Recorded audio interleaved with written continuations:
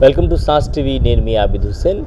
ఎన్నికల సందర్భంగా మాచర్ల నియోజకవర్గంలో జరిగినటువంటి ఈవీఎం ధ్వంసం ఘటన ఇప్పుడు రాష్ట్ర వ్యాప్తంగా హాట్ టాపిక్గా మారిపోయింది.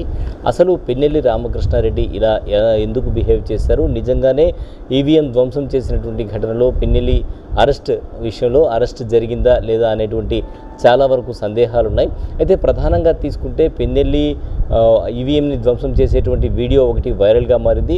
ఈ వీడియో మీద అంబటి రాంబాబు స్పందించడం జరిగింది. అసలు ఈ వీడియో లోకేష్కి ఏ విధంగా వచ్చింది, లోకేష్ ట్విట్టర్ అకౌంట్లోకి ఎవరు పోస్ట్ చేశారు, యాక్చువల్గా ఇటువంటిది ఏదైనా జరిగి ఉంటే ఈసీ కదా వీడియో రిలీజ్ చేయాలి, అతను ఎందుకు రిలీజ్ చేశారు, నారా లోకేష్ ట్విట్టర్ ఖాతాలో నుంచి ఈ వీడియో ఎందుకు పోస్ట్ చేయడం జరిగింది అనేటువంటి ప్రశ్నలు కూడా ఆయన సంధించడం జరిగింది. అదేవిధంగా చాలా చోట్ల ఈ విధమైనటువంటి ఏదైతే సంఘటనలు జరిగాయో అవన్నీ కూడా పూర్తి వీడియోస్ రిలీజ్ చేయాలి, కొద్దిగా క్లిప్పింగ్ మాత్రమే రిలీజ్ చేశారు, ఈ క్లిప్పింగ్ మీద మాకు సందేహాలు ఉన్నాయి, ప్రధానంగా అక్కడ రిగ్గింగ్ జరిగేటువంటి పరిస్థితుల్లో ఆయన వచ్చి అడ్డుకోవడం జరిగింది, ఆ సందర్భంలో ఆయన ఒకవేళ పగలగొట్టి ఉండొచ్చు అనేటువంటి అనుమానాలు కూడా అంబటి వ్యక్తం చేయడం జరిగింది.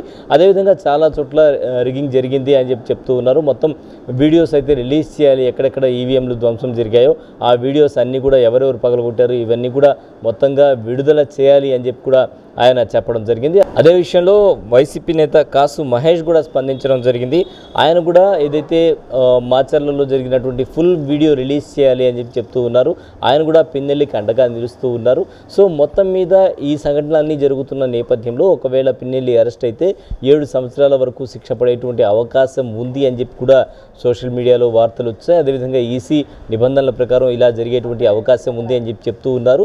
సో 7 ఏళ్ల వరకు శిక్ష పడేటువంటి అవకాశం ఉందని మొత్తానికి ఈసీ అయితే నిర్ణయం తీసుకుంది. ఈ సంఘటన జరిగిన వెంటనే ఆయన్ని అరెస్ట్ చేయాలని చెప్పి ఈసీ నిర్ణయం తీసుకుంది. అయితే వెంటనే అరెస్ట్ చేసి ఉంటే బాగుండేది, లేకపోతే కొంత గ్యాప్ ఇవ్వడం వల్ల ఆయన తప్పించుకునేటువంటి అవకాశం ఉంది అనేటువంటి మాట వినిపిస్తోంది. ప్రధానంగా ఆయన ఒక ఎమ్మెల్యే. సో ఈ నేపథ్యంలో నిజంగా ఆయన పోలీసులు ఆయన అరెస్ట్ చేశారా లేదా అనేది కూడా ఇప్పుడు హాట్ టాపిక్గా మారిపోయింది. ప్రధానంగా హైదరాబాద్లో ఉన్నారని, హైదరాబాద్కు పోలీసులు వెళ్ళారనేటువంటి మాట వినిపిస్తోంది. అక్కడి నుంచి ఆయన సంగారెడ్డి మార్గం గుండా వెళ్తూ ఉంటే అక్కడ అరెస్ట్ చేయడానికి పోలీసులు ప్రయత్నించినట్టు మరి ఆ వార్తలు కూడా వచ్చాయి. ఫైనల్గా తీసుకుంటే అసలు పిన్నెల్లి అరెస్ట్ అయ్యారా లేదా అనేది అయితే ఎక్కడ కూడా అరెస్ట్ జరిగినట్టయితే మనకైతే వార్తలు రాలేదు కాబట్టి సో పిన్నెల్లి అరెస్ట్ అయ్యారా లేదా, పిన్నెల్ని అయితే ఇంతవరకు అరెస్ట్ చేయలేదనేటువంటి మాటే వినిపిస్తుంది. ప్రధానంగా అరెస్ట్ చేశారా లేదా అనేది అయితే తెలియరాలేదు. సో మొత్తానికి పిన్నెల్లి అక్కడి నుంచి బయటకు రావడం, అది ఈవీఎం పగలు కొట్టడం, అక్కడి నుంచి బయటకు రావడం, ఓ మహిళ అడ్డుపడితే మహిళను దూషిస్తూ ఉన్నట్టు వీడియోలు కూడా వచ్చాయి. దానికి ముందైతే అంబటి ఒక వీడియో రిలీజ్ చేయడం జరిగింది.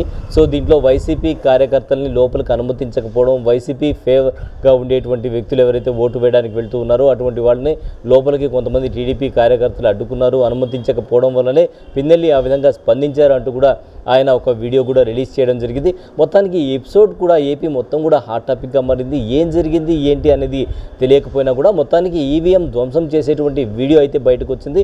దీన్ని అయితే ఎవరు హర్షించారని చెప్పి చెప్తూ ఉన్నారు. చదువుకున్న వాళ్ళు, మేధావులు అయితే మాత్రం ఏది జరిగినా కూడా ఒక ఎమ్మెల్యే అయి ఉండి ఆయన ఈవీఎంని పగలగొట్టడం మాత్రం తప్పు అనేటువంటి మాట అయితే వినిపిస్తోంది.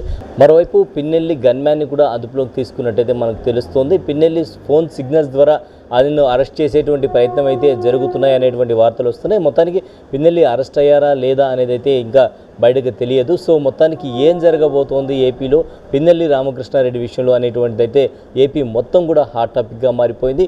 ఈ ఈవీఎం సంఘటనకు సంబంధించి మీ అభిప్రాయాన్ని అయితే కామెంట్ రూపంలో తెలియజేయడం మాత్రం మర్చిపోవద్దు. తప్పకుండా సాస్ టీవీని సబ్స్క్రైబ్ చేసుకోండి.